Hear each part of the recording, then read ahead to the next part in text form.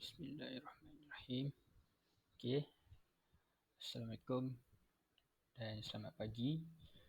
Untuk video kali ini kita akan sambung perbincangan kertas 1 kita, soalan 21 sampai soalan 40.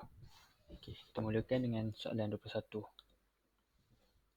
Seorang atlet memulakan larian daripada keadaan pegun dan mencapai halaju maksimum setelah memecut secara seragam selama 8 saat. Jika sasaran yang dicapai oleh atlet itu ialah 40 meter, tentukan pecutan beliau dalam larian tersebut. Okey, kat sini apa maklumat yang kita boleh dapat? Yang pertama, kita dapat tahu dari sini daripada keadaan pegun. Maknanya U dia adalah 0 meter per saat. Okey, mencapai halaju maksimum setelah memecut secara seragam selama 8 saat. T dia pula kita tahu 8 saat. Jika sasaran dicapai oleh atlet itu ialah 40 meter. Okey, sasaran dia kita tahu 40 meter. Dia nak nilai pecutan. Jadi, formula apa yang kita nak guna? Kita boleh gunakan formula S sama dengan UT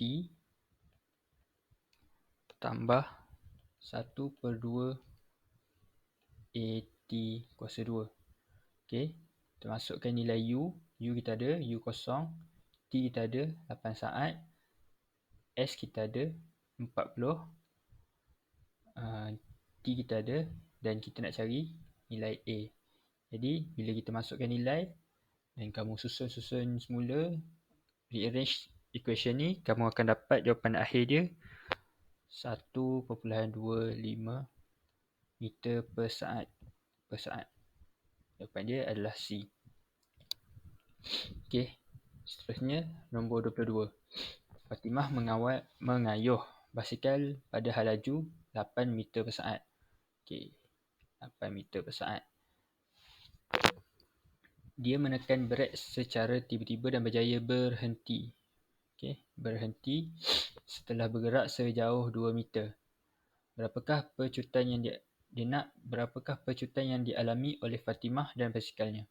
Okey, daripada soalan ni kita dapat tahu halaju awal dia U adalah 8 meter per saat. V adalah 0 meter per saat. Sebab apa?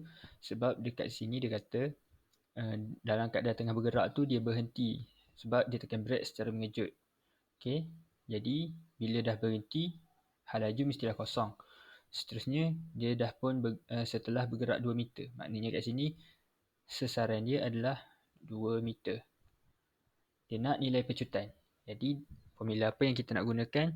Untuk soalan ni kita gunakan formula V kuasa 2 sama dengan U kuasa 2 tambah 2A darab S.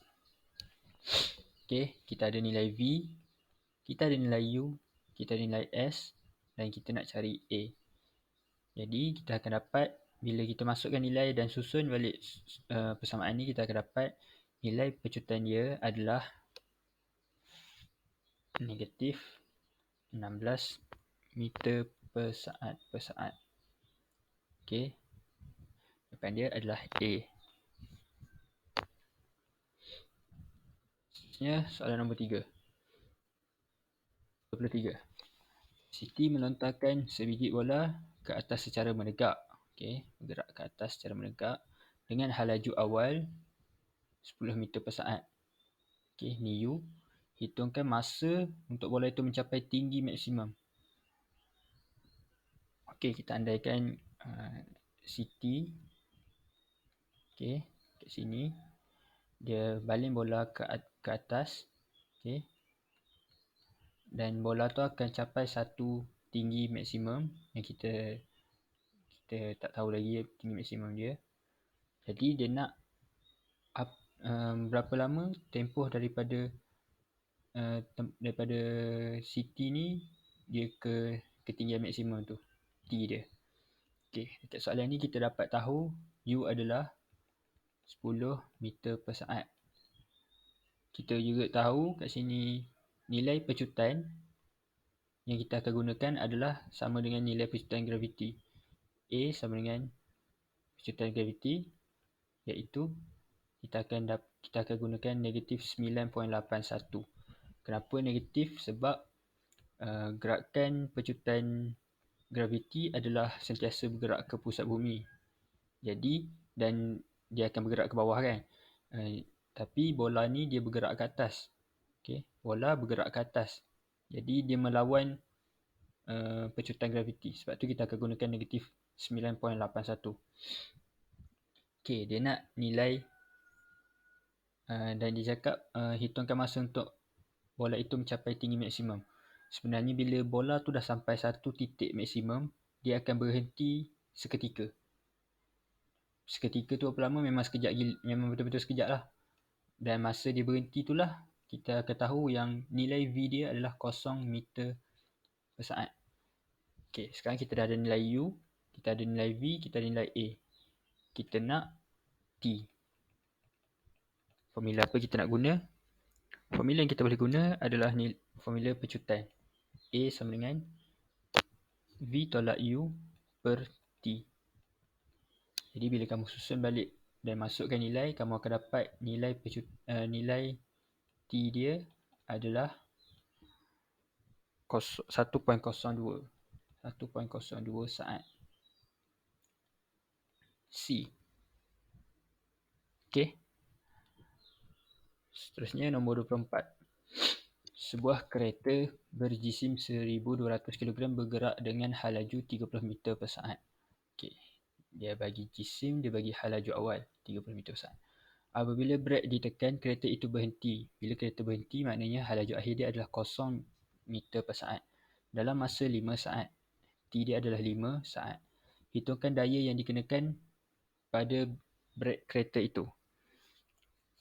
Okey, kat sini kita gunakan formula daya impuls, iaitu F sama dengan mv tolak mu per T. Okey, nilai M kita tahu 1200. V adalah kosong sebab dia berhenti selepas dia bergerak 5 saat kan. Kosong tolak 1200 mass dia darab 30 halaju awal. Kita bahagikan dengan masa yang diambil iaitu 5 saat dan kita akan dapat daya yang dikenakan adalah negatif 7200 Newton B. Seterusnya 25. Biji bola plastisin berjisim 0.058 kg. Okay. Dilontarkan pada halaju 10 meter per saat. Halaju dia 10 meter per saat. Dan menghentam dinding. Bola plastisin itu melekat pada dinding. Berapakah impuls yang terhasil pada bola plastisin itu? Okay, dia nak nilai impuls iaitu J. Jadi J kita tahu sama dengan mv tolak mu. Okey, nilai M kita tahu 0.058 V. Okey. Dia cakap kat sini bola tu melekat pada dinding. Itu bermakna V dia adalah kosong sebab dia melekat, jadi bola plastisin tu dia berhentilah kan. Tolak M lagi sekali, M plastisin 0.058 darab U, halaju awal dia 10 meter per saat. Dan kamu akan dapat nilai impuls ialah negatif 0.58 Newton saat. Jadi jawapan dia adalah D. Okay, seterusnya 26. Seorang pemain golf memukul bola golf berjisim 45.93 gram pada halaju 50 meter per saat. Jika masa impak ialah 0.005 saat, berapakah daya impuls yang dikenakan pada bola golf oleh kayu golf? Okey, dia nak kat sini dia nak nilai daya impuls. Maknanya kita akan sekali lagi gunakan formula F sama dengan mv tolak mu per T. M kita tahu 45.93 gram. Bila kita tukarkan kepada unit SI iaitu kilogram, dia akan jadi 0.04593 kilogram. Okey, kita darabkan dengan V. V dia adalah cos 50. Okey, 50 sebab lepas kita pukul bola tu dia bergerak selaju 50 meter per saat. Tolak U dia kosong. Okey, dekat golf kan, kamu mestilah mulakan dengan bola tu mesti duduk kat atas dia punya pemegang bola tu kan. Jadi halaju dia adalah kosong. Okey, bahagi T. T dia 0.005 saat.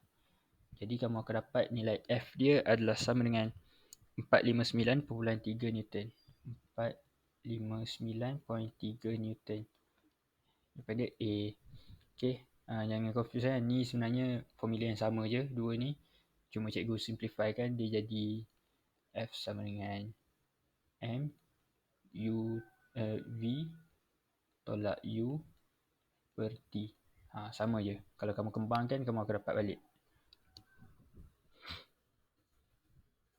Nombor 27.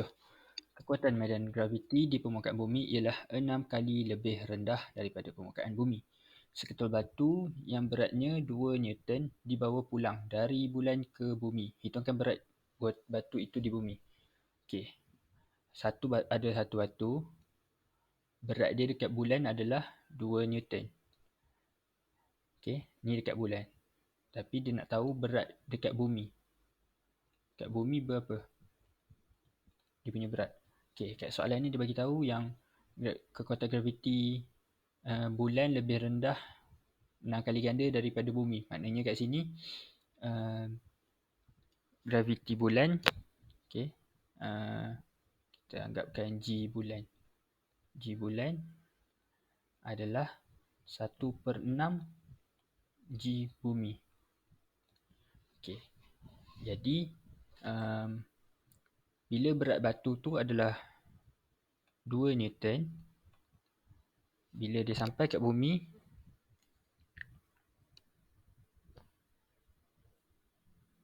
sekejap. Silap.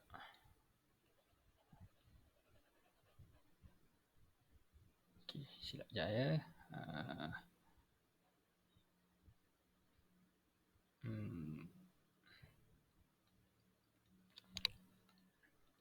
Okey, semula.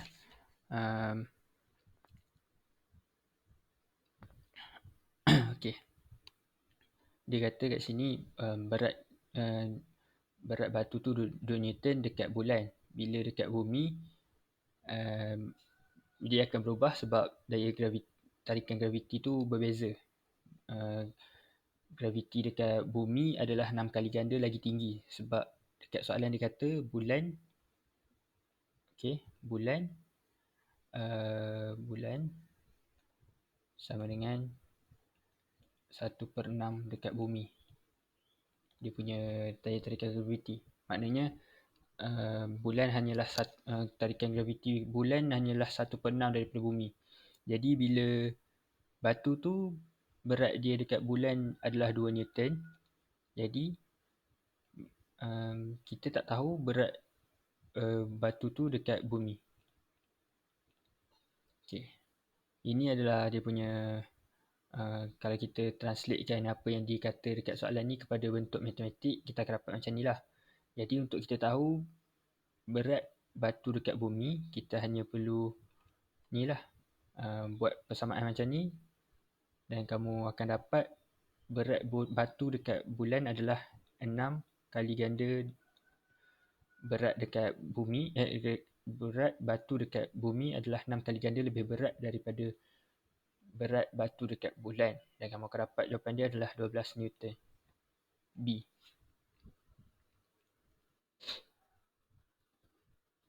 Nomor 8. Encik Nizam sedang memandu kereta pada laju 108 km per jam. Tiba-tiba beliau nampak sebuah kereta di hadapannya bergerak dengan sangat perlahan. Maka Encik Nizam pun memperlahankan kereta beliau sehingga mencapai kelajuan 72 km per jam. Sesaran yang dilalui oleh kereta itu ialah 125 meter. Jika pecutan yang dialami oleh kereta adalah seragam, hitungkan pecutan yang dialami oleh kereta Encik Nizam. Okay, first of all, kita kena tukar dulu unit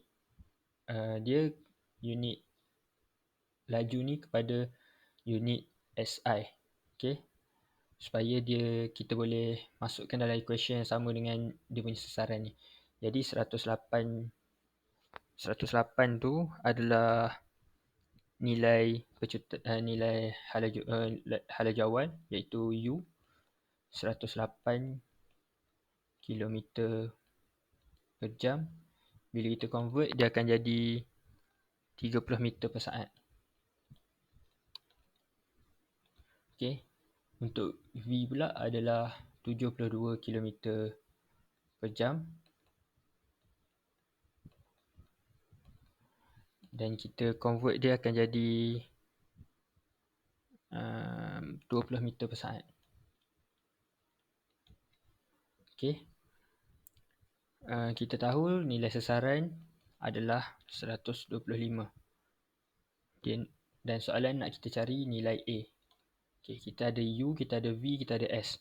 Jadi formula apa yang kita nak gunakan? Formula yang paling sesuai untuk kita gunakan adalah V sama dengan V squared sama dengan U squared tambah 2A darab S. Okay, kita masukkan nilai dia. Kita akan dapat nilai A dia adalah negatif 2 meter per saat. Okay, jawapan dia adalah D. Okay. Seterusnya, 29. Sebuah kereta mula bergerak daripada keadaan rehat. Okay, mula bergerak dari keadaan rehat. Makna kat sini U dia adalah 0 meter per saat. Apabila sebuah bas yang bergerak dengan halaju seragam 15 meter per saat melintas sisinya, kereta tersebut mencapai halaju 20 meter per saat dalam masa 10 saat dan bergerak dengan halaju yang mala dalam arah yang sama dengan pergerakan bas. Graf dalam rajah 13 menunjukkan pergerakan kereta dan bas tersebut di jalan raya yang lurus. Hitungkan masa yang diambil untuk kereta itu mencapai laju yang sama dengan bas tersebut. Okey, maknanya dia nak masa dekat sini. Okey, dia nak nilai masa kat sini. Tapi kita tak tahu nilai pecutan lagi. Jadi kita kena cari nilai pecutan dulu. Sebab dekat soalan ni pun dia kata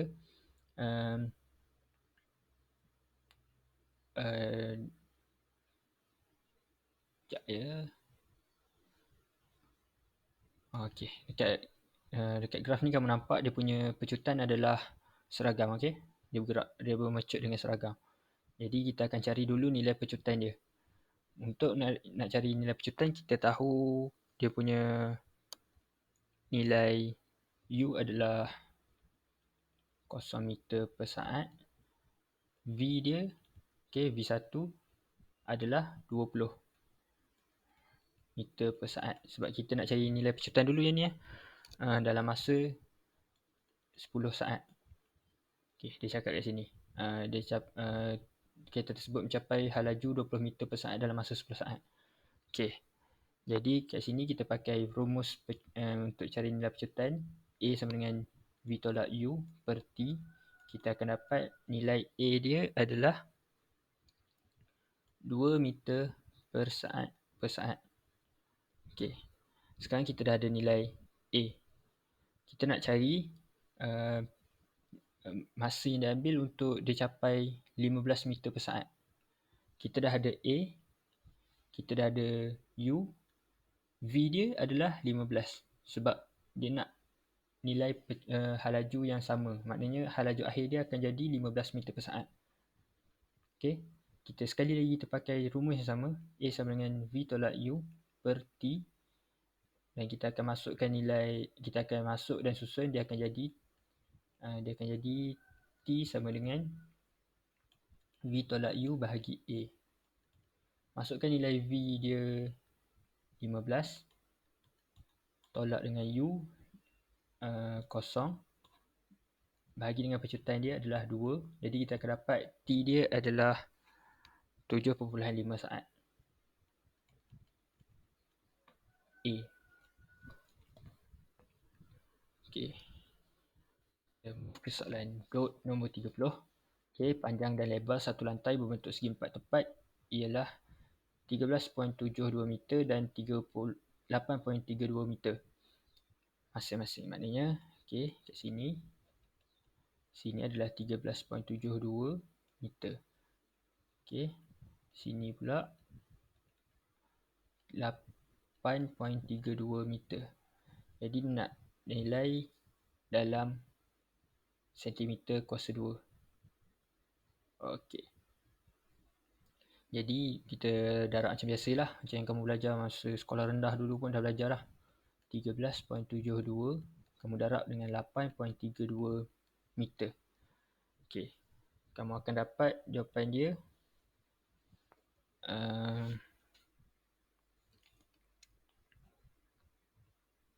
114.15 meter square. Okey, sekarang dia nak dalam unit sentimeter square. Jadi kamu kena tukar unit. Macam kita tahu senti ialah kali 10 kuasa negatif 2 kan. Jadi bila kamu kena gerakkan dua titik ni. Jadi kamu akan dapat 1.14 kali 10 kuasa 2 meter square. Jadi jawapan dia adalah B.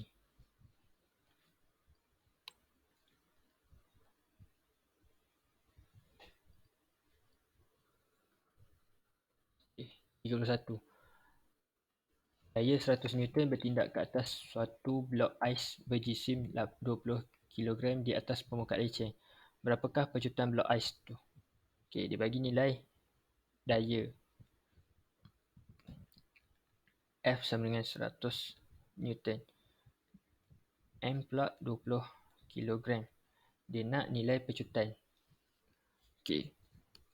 Formula apa yang kita nak gunakan? Kita akan gunakan formula F sama dengan MA.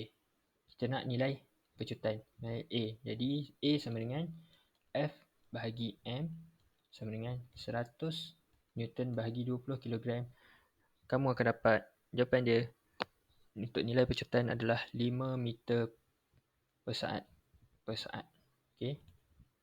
5.0 meter per saat. 32. Situasi manakah yang memerlukan daya impuls yang paling rendah? Impuls yang rendah. Okey, yang ini jawapan dia adalah C, sebab dia ada tilam ni untuk tingkatkan lagi daya tindakan. Jadi daya impuls pun akan berkurang sebab masa tindakan tu dia bertambah. Kalau tengok yang lagi 3 ni, kamu memerlukan daya impuls yang tinggi. Macam nak sepak bola nak shoot kuat, kamu kena daya impuls yang tinggi. Nak pecahkan batu, nak pukul hoki ais ni, kamu perlukan daya impuls yang tinggi. Barulah lebih berkesan. Kalau lompat tinggi ni daya impuls dia tinggi, habislah patah tulang belakang dia orang ni. Move soalan 33. A, B, C dan D menunjukkan kesan tembakan suatu sasaran. Kesan tembakan yang manakah dapat menerangkan konsep kepersisan suatu pengukuran? Okey, kita tahu kepersisan ni dia punya, kita boleh katakan dia punya nilai setiap nilai tu dia seakan-akan kira macam 0.12, 0.11, 0.13. Okey, dia tak lari, dia lebih kurang je semua. Okey, jadi kat gambar ni mana yang paling tepat?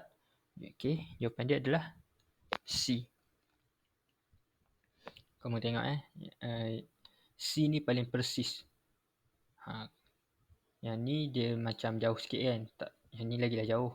Yang ni lagi lah tak tu. Yang paling persis adalah C. 34. Manakah antara pita detik berikut menunjukkan suatu objek bergerak pada pecutan seragam? Okey, pada pecutan seragam. Tengok yang A. Yang A ni hal laju dia yang seragam. Pecutan adalah sifar. Okey. Yang B. Yang B ni adalah jawapannya. Okey, kamu tengok dia punya jarak antara titik ni makin lama makin berkurang dengan konsisten. Jadi kat sini kita boleh katakan pecutan dia adalah seragam. Okey. Yang D ni memang bukanlah, tak seragam. Yang C ni kalau kamu tengok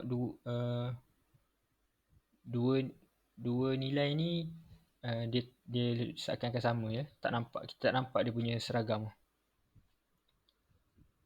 Okey, seterusnya 35. Graf manakah menunjukkan T2 T=2 berkadar songsang dengan K? Okey, jawapan dia adalah D. Sebab kalau kamu tengok dekat graf ni dia gunakan 1/K. Kalau digunakan K, yang ini kita panggil berkadar terus. Okey, kalau digunakan 1/K dan bentuk graf dia macam ni, kita akan cakap dia berkadar songsang. Okey. Sebab kalau kamu masukkan nilai T, nilai K akan berkurang. Okey. 36. Yang manakah unit bagi impuls? Okey, yang ni mudah je. Jawapan dia adalah D. Okey, sebab apa?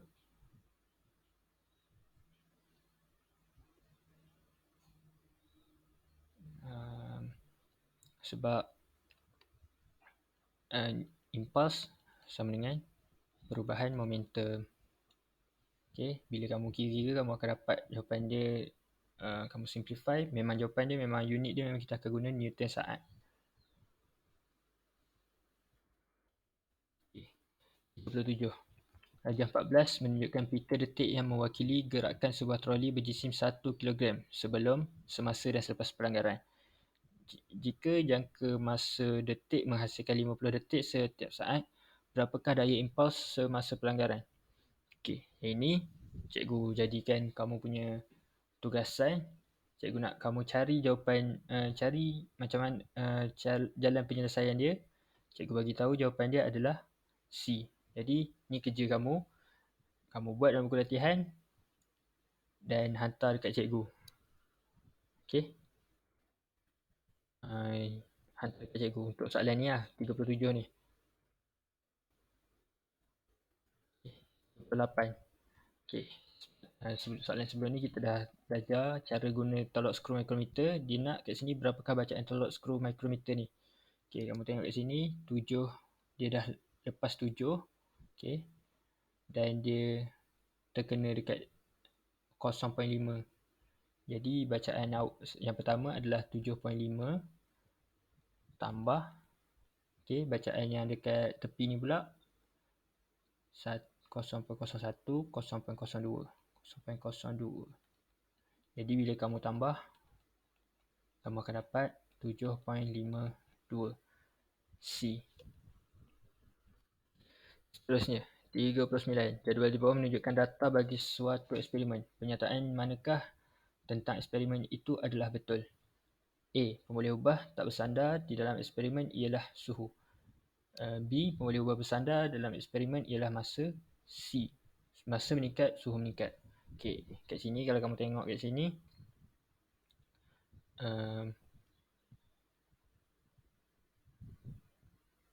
suhu, okey, suhu dia bersandar kepada masa. Okey, semakin meningkat masa, semakin meningkat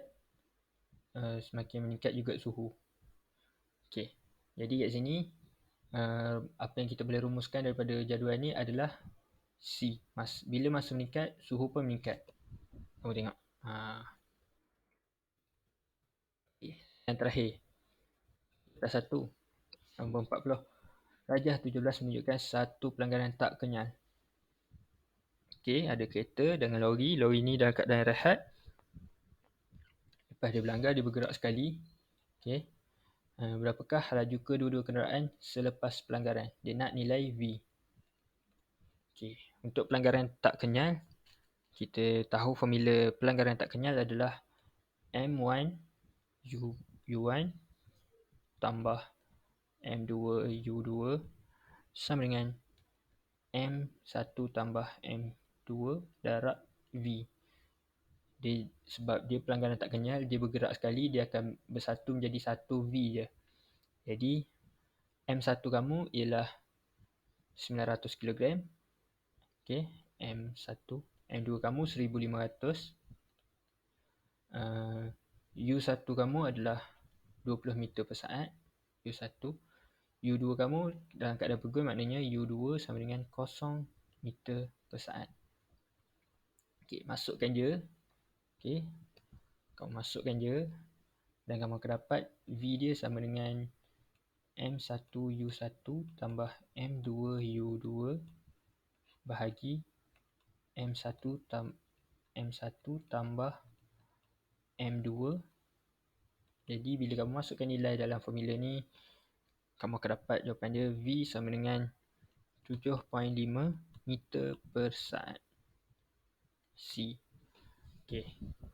Itu saja, habis dah kita punya perbincangan kertas 1. Jadi ingatlah untuk soalan 37 ni. Soalan 37 ni, cikgu nak kamu cari cara penyelesaian dia sebagai tugasan kamu. Untuk sebagai bukti kamu tengok video ni. Dan jawapan dia adalah C. Okay. Kamu boleh hantar jawapan nombor 37 ni dekat Telegram cikgu. Okay. Itu saja untuk hari ni. Terima kasih.